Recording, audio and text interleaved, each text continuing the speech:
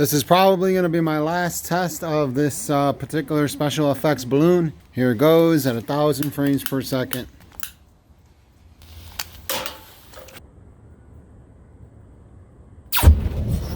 Whoa!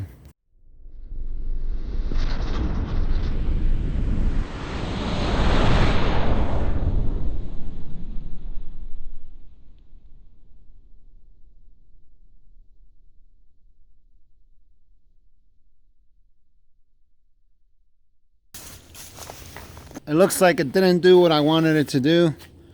It just kind of made a hole and all the gas escaped. My goal here is I need a fireball that's very complete and even and can be controlled and is very safe and predictable. So I have one more idea. I know exactly what I'm going to do actually. So I'll have one more video coming at you for this particular little mini project.